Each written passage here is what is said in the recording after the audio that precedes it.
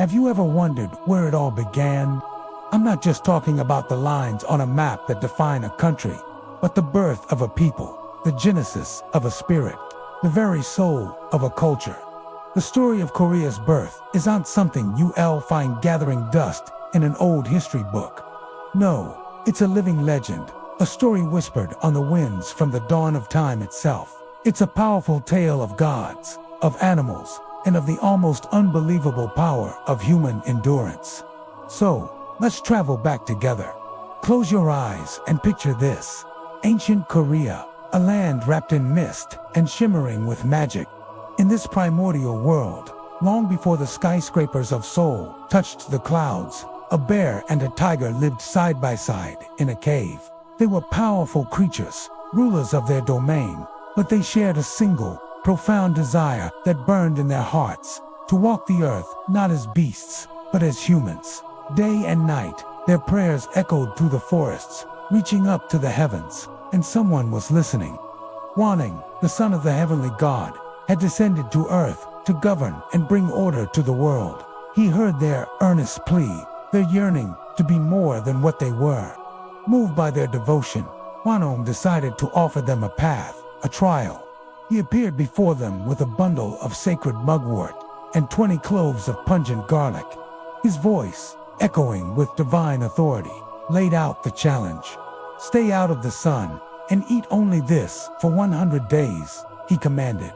If you can endure this trial, if you can prove your resolve, your wish will be granted.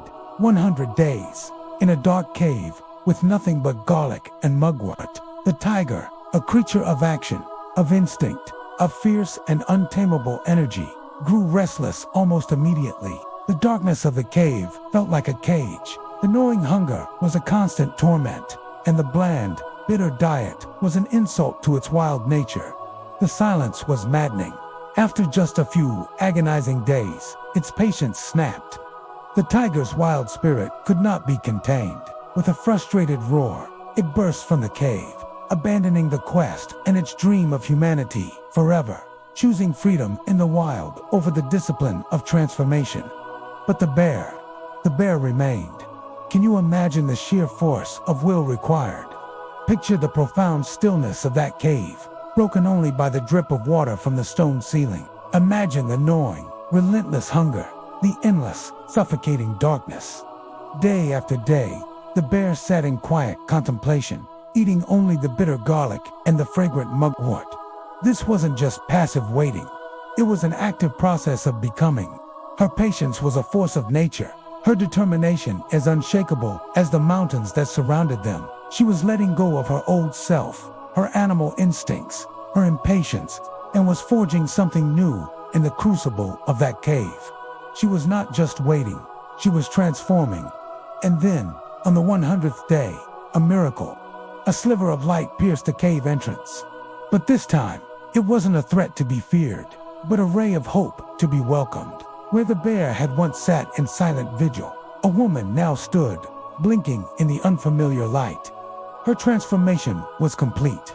She was given the name Anyunyo, which beautifully translates to the bear woman. She had passed the ultimate test of endurance. Her incredible perseverance, this monumental feat of patience, did not go unnoticed. It moved the heart of the heavenly prince, Wanong. He saw in her not just the creation of his challenge, but a partner, a being of immense strength and fortitude. He took her as his wife, and from their divine and earthly union, a son was born. A son who would carry the legacy of his mother's unyielding strength and his father's heavenly divinity. They named him Dangun, and it was this Dangun who, according to the legend, descended from the mountains to establish the very first Korean kingdom, Gojoseon, way back in 2333 BC. Think about the poetry of that.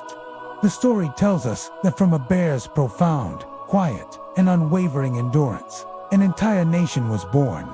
This is why this story is so much more than just a myth about gods and talking animals. It's the foundational narrative of the Korean spirit itself, a spirit defined by resilience, by incredible patience, and by the inner strength to overcome any hardship, no matter how daunting.